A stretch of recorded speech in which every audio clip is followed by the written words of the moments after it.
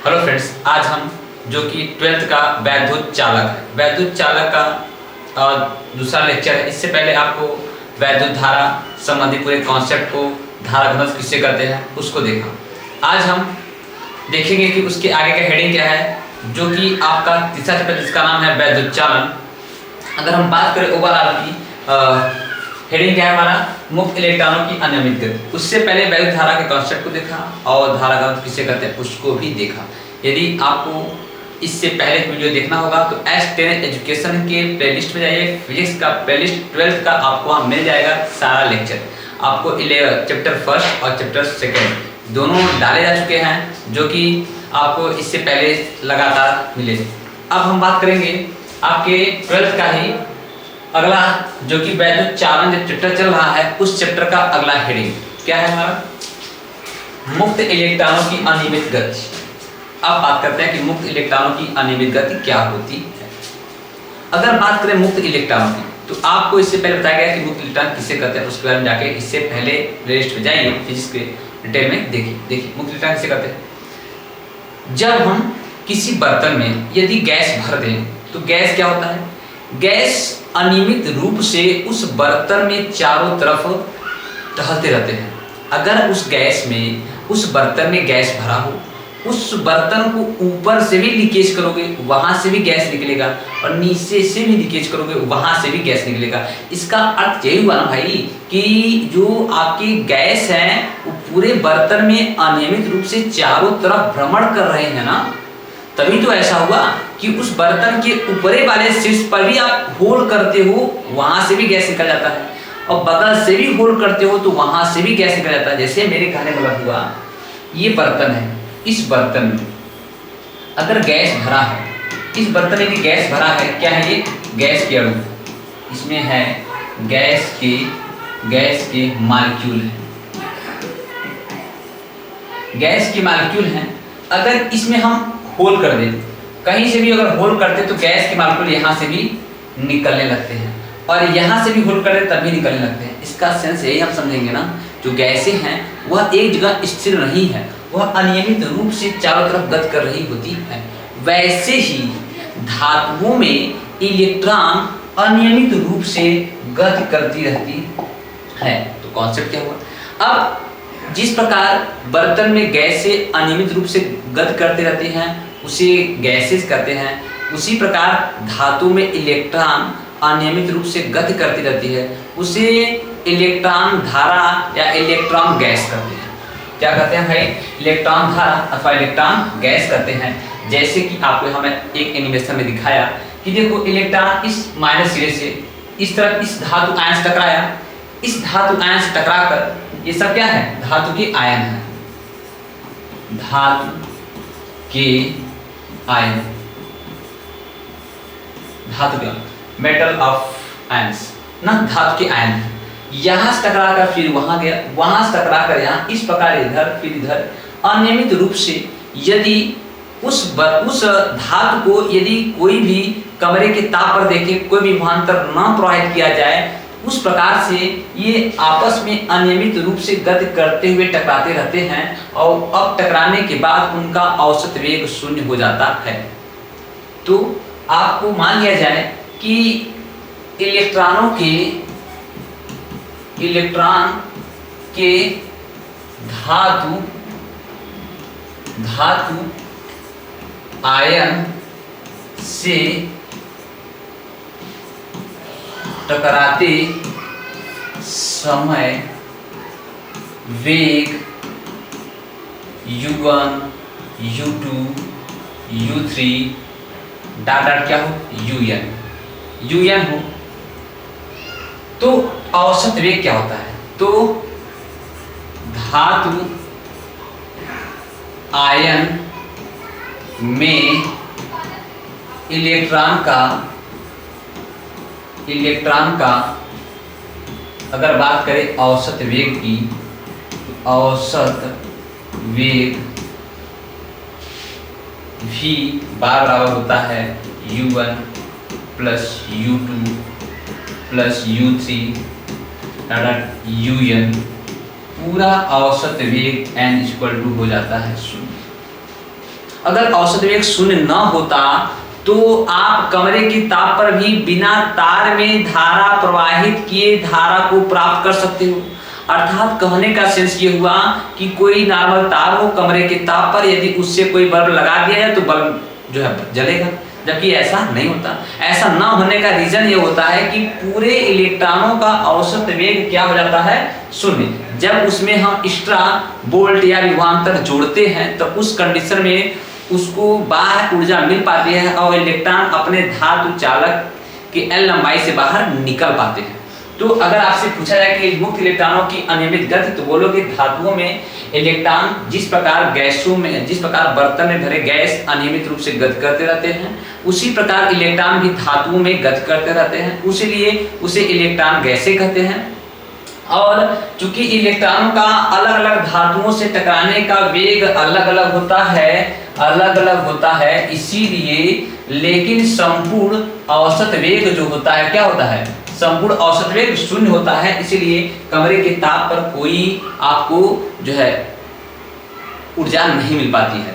इस प्रकार इस धातु आयनों से टकराते समय उनका जो वेग होता है, वेग कितना होता है, लगभग माना जाता है कि लगभग वेग जो होता है वो 10⁵ मीटर प्रति सेकेंड की कोटि का माना जाता है।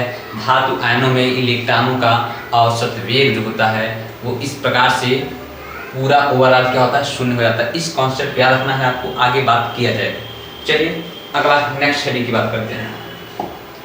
हमारा नेक्स्ट स्टडी क्या है, अनुगमन वेग किसे कहते हैं। अनुगमन वेग, जब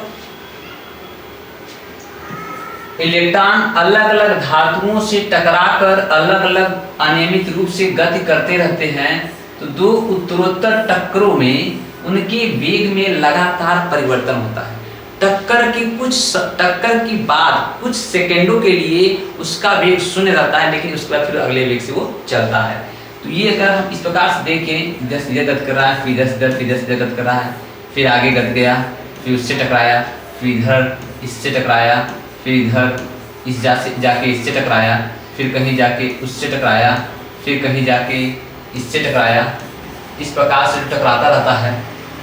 तो अनुगमन वेग किसे कहते हैं, इलेक्ट्रॉनों का धातुओं के आयनों से लगातार टक्कर के कारण हुए वेग में परिवर्तन के औसत वेग अनुगमन वेग कहते हैं। फिर सुनिएगा मैं क्या बोला, इलेक्ट्रॉनों का धातु आयनों से टक्कर के पश्चात लगातार उसके वेग में परिवर्तन होते रहते हैं, उसी परिवर्तन को ही औसत वेग कहते हैं। धातु आयनों से इलेक्ट्रॉनों के टक्कर के कारण वेग में परिवर्तन के औसत वेग को अनुगमन वेग कहते हैं। इसको VD से दिखाते हैं। किससे दिखाते हैं इसको, इसको VD से दिखाते हैं अनुगमन वेग को। इंग्लिश में ड्रिफ्ट वेलोसिटी कहते हैं, ड्रिफ्ट वेलोसिटी कहते हैं। क्लियर हुआ क्या कॉन्सेप्ट, ये भी वेलोसिटी कहते हैं। क्लियर हुआ कॉन्सेप्ट, किसे कहते हैं एक बार फिर से रिकॉल करिए। इलेक्ट्रॉनों का धातु आयनों से टक्कर के कारण लगातार वेग में परिवर्तन होते रहते हैं, इसी वेग में परिवर्तन के औसत वेग को अनुगमन वेग कहते हैं। इसको किससे दिखाते हैं, VD से दिखाते हैं। अनुगमन वेग,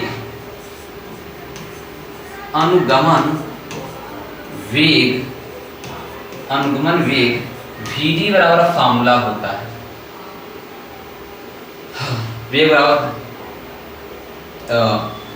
बराबर ध्रुवण में मध्य मुक्त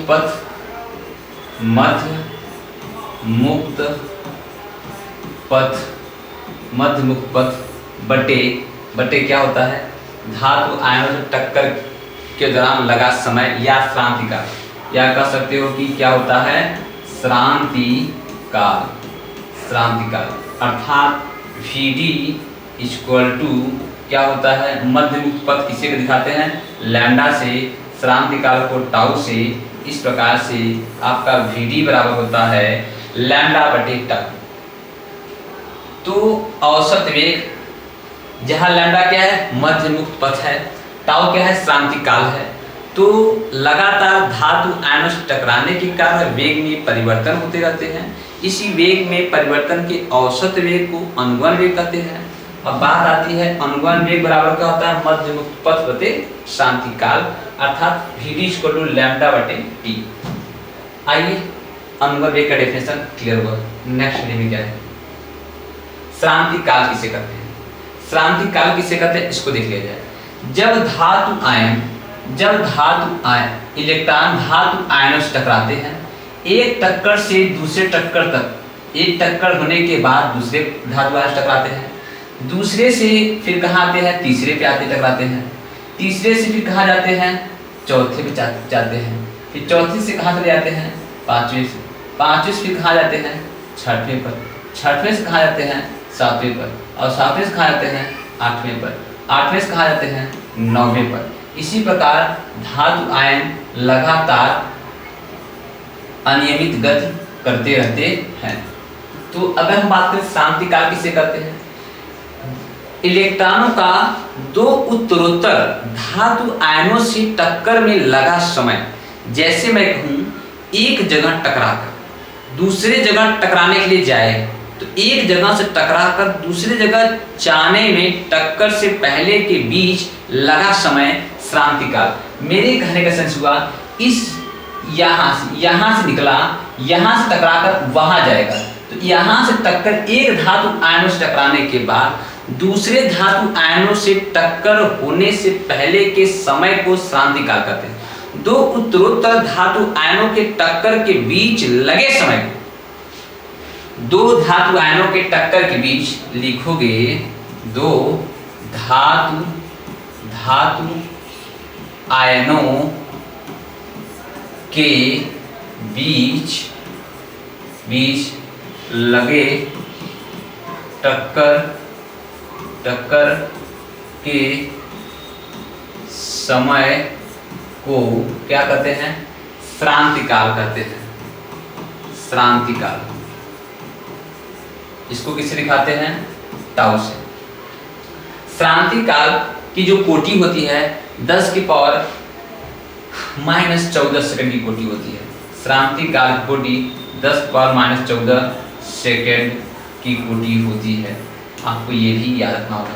तो श्रांति काल क्लियर हुआ। आइए नेक्स्ट हेडिंग की बात करते हैं, अनुगमन वेग तथा विभवांतर में संबंध, अर्थात direct velocity and potential difference में रिलेशन ना। चलिए बात करते हैं। आपको अनुगमन वेग बारे में बताया गया, अनुगमन वेग किसे कहते हैं। चलिए अब बात करते हैं विभवांतर, इसका संबंध क्या होगा।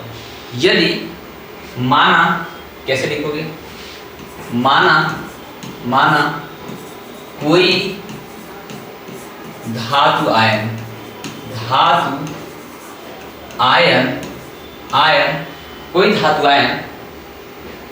कोई धातु आयन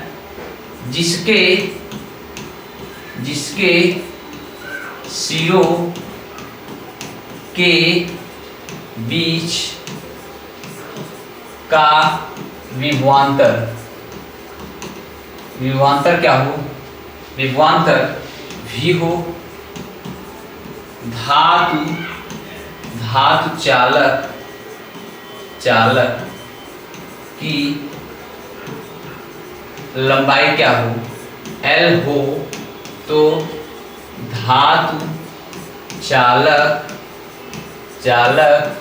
का वैद्युत क्षेत्र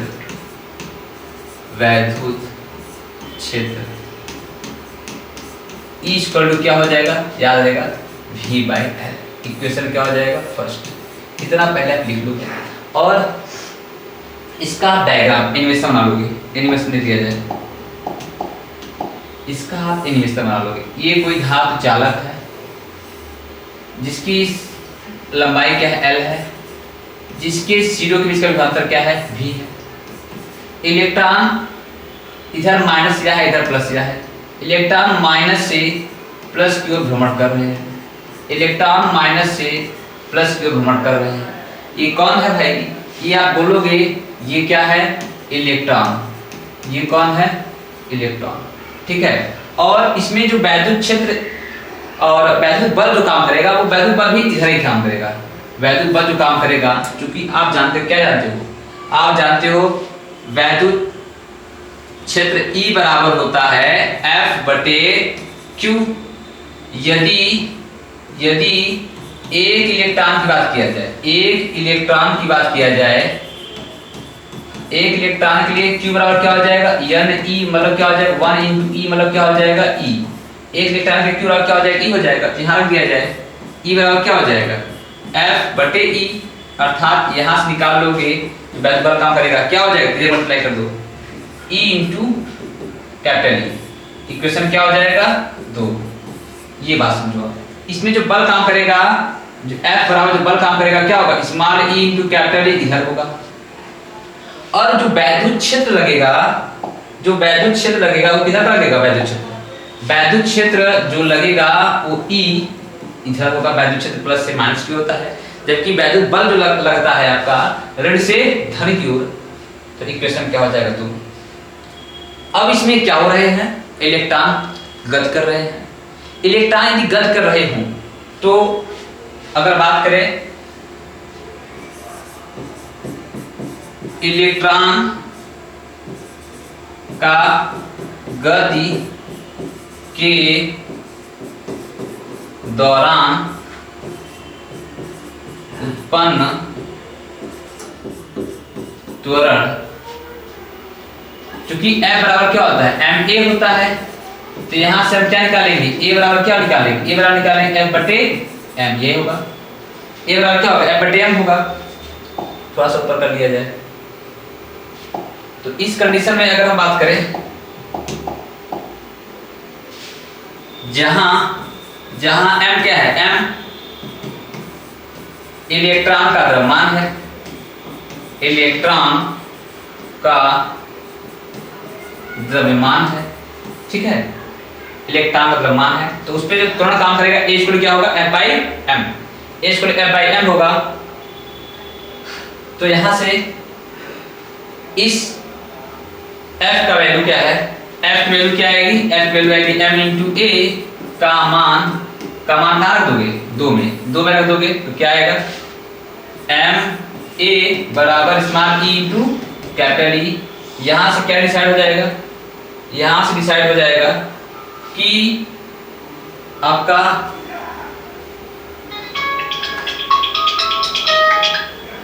डिसाइड हो जाएगा E = हो जाएगा आपका ma/, स्मॉल e, क्या हो जाएगा ma/, स्मॉल e। और यहां से भी थोड़ा सा ऊपर अगर बात करें, थोड़ा सा ऊपर बात करें, E = V/L था, वो यहां रखोगे, क्या बोलोगे,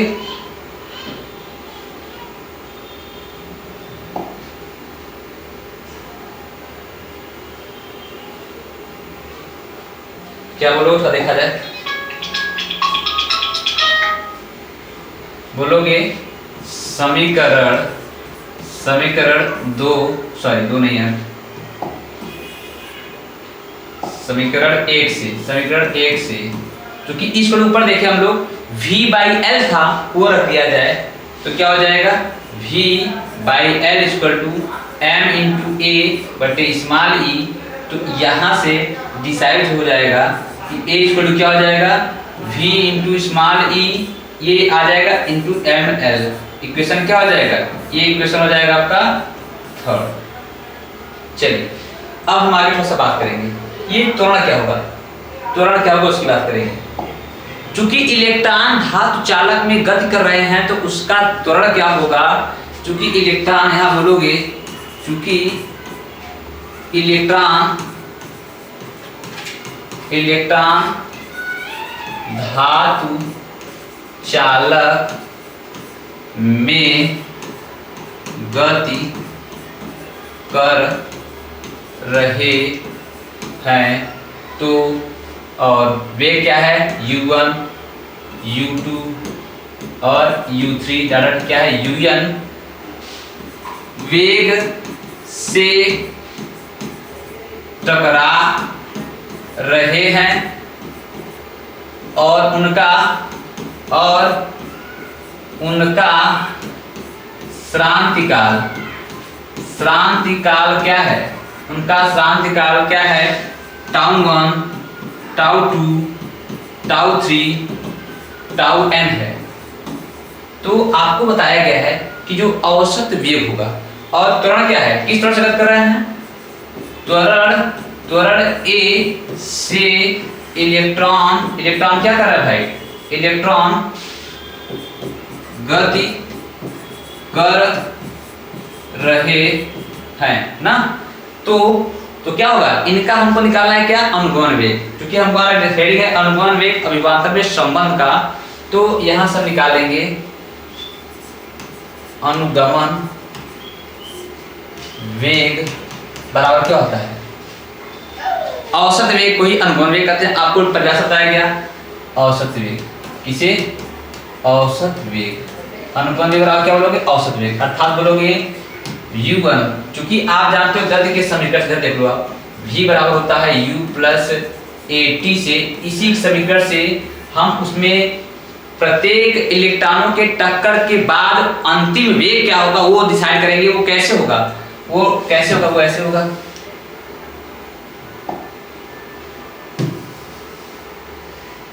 vd बराबर कैसे होगा, v1 plus v2 plus v3 बराबर क्या हो जाएगा, vn के बटे n। चूंकि v बराबर u प्लस at होता है, इसलिए सब के लिए सभी इलेक्ट्रॉनों का अंतिम वेग क्या होगा, vd बराबर क्या हो जाएगा, u1 plus a tau 1 plus u2 plus a tau 2 plus data क्या हो जाएगा, u3 प्लस a टाउ 3 और बटे n हो जाएगा। इस आधार पे vd बराबर, चूंकि ये n u1 u2 u3 इन सभी को एक तरफ अगर कर दें तो होगा u1 plus u2 plus u3 अगर क्या हो जाएगा un प्लस a कॉमन ले ले तो हो जाएगा tau 1 plus tau 2 plus tau 3 अगर क्या हो जाएगा टाउ n, और सब बटे क्या हो जाएगा n, ये होगा। फिर क्या होगा, vd इक्वल टू ये n इन सबके बटे भी है, ये n इन सबके बटे है, इन सबके बटे करोगे तो क्या होगा u1 plus u2 plus u3 डाल क्या हो जाएगा un के बटे n प्लस क्या हो जाएगा, प्लस इसका रस लिखोगे, a कॉमन ले लोगे जब तो कोष्टक मिलेगा tau 1 plus tau 2 plus tau 3 डाल क्या हो जाएगा टाउ n के बटे n। क्योंकि आपको बताया गया अभी जस्ट पहले रेडियो में मुक्त इलेक्ट्रॉनों की अनियमित गति, उसमें u1 u2 u3 और un का औसत वेग शून्य था, इसलिए vd क्या हो जाएगा, vd इक्वल हो जाएगा 0 प्लस a, और अब टाउ 1 टाउ 2 टाउ 3 को मान लिया जाए टाउ, अर्थात मेरे कहने वाला टाउ बराबर ये मान लिया अगर हम tau 1 plus tau 2 plus tau 3 tau n बराबर n को क्या मान लिया जाए, कैपिटल टाउ मान लिया जाए, तो हमारा vd बराबर आ गया a इंटू टाउ, तो यहाँ से a निकालोगे तो हो जाएगा vd बटे टाउ, ये किसका मान है, समीकरण मान लीजिए 4 है का मान किसमें रख दिया जाए, समीकरण 3 रख दिया जाए, चलिए रख दिया जाए तो क्या होगा, समीकरण 3 में रख दिया जाए, समीकरण 3 को साथ देख लीजिए आप, समीकरण 3 क्या है, a equal to ve, a equal to क्या है,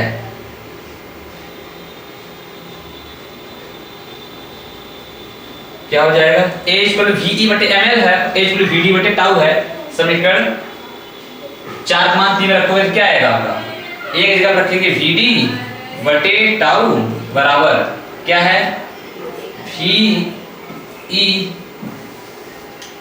इंटू e बटे ml, यहाँ से आप vd बराबर निकाल लोगे small e into tau into v बटे क्या हो जाएगा ml, ये आपका डेरिवेशन कंप्लीट हुआ। तो vd इक्वल क्या निकलेगा, e टाउ v बटे ml, यही हमारा हेडिंग है, इलेक्ट्रॉनों के अनुगमन वेग अभिवांतर में संबंध, अर्थात vd अनुगमन वेग बराबर स्मॉल e टाउ v बटे ml, m क्या है इलेक्ट्रॉनों का द्रव्यमान, l क्या है चालक की लंबाई, vd क्या है अनुगमन वेग, टाउ क्या है श्रांति काल, m क्या है इलेक्ट्रॉन का द्रव्यमान, e क्या है इलेक्ट्रॉन का आवेश, ये रिलेशन होता है। एक से दोबारा ये वीडियो देखेंगे आपको सारा रिलेशन क्लियर हो जाएगा, अगर नहीं क्लियर होता तो आप एक बार कमेंट करिए, हम जरूर इसको क्लियर करा देंगे। चलिए आपको पूरा वापस ला देते हैं, एक जगह कर देते हैं।